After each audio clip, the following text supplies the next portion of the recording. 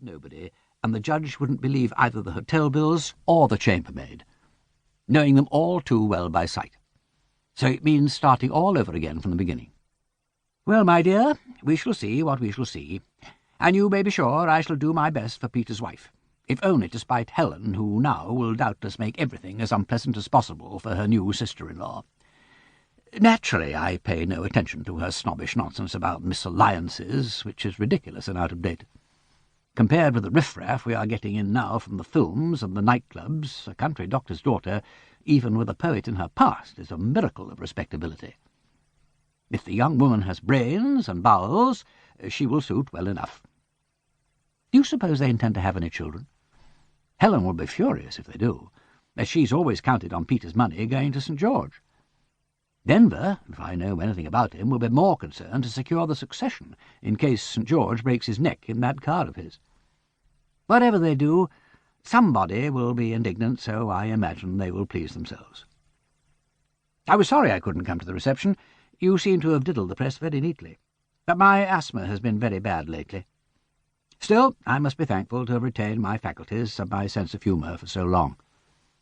Tell Peter to bring his Harriet to see me as soon as they return from this mysterious honeymoon of theirs, and believe me, dear Honoria, always, in spite of my venomous old tongue, most affectionately yours, Mirabell, 7 and Thames.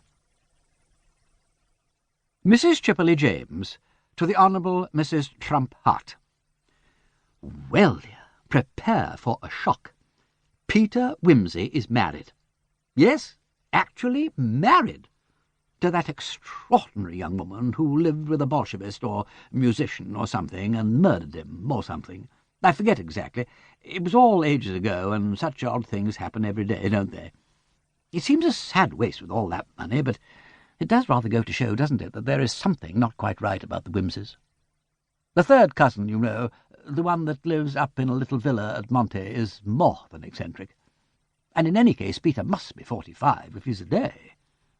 You know, dear, I always thought you were a little unwise to try to get him for Monica, though, of course, I didn't like to say so when you were working so hard to bring it off. Mrs. Delilah Snipe, to Miss Amaranth Sylvester Quick.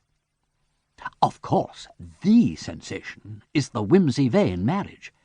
It must be a sort of sociological experiment, I should think, because, as you know, darling, he is the world's chilliest prig, and I'm definitely sorry for the girl, in spite of the money and the title and everything, because nothing would make up for being tied to a chattering icicle in an eyeglass, my dear. Oh, too weary-making. Not that it's likely to last.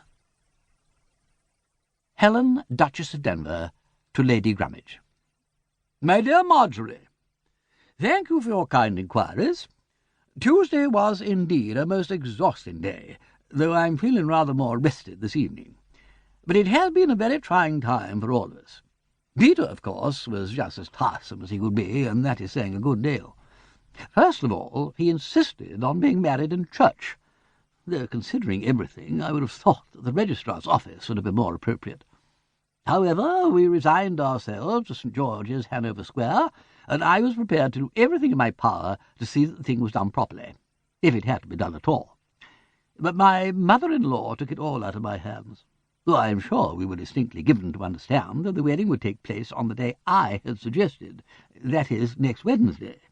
But this, as you will see, was just one of Peter's monkey tricks.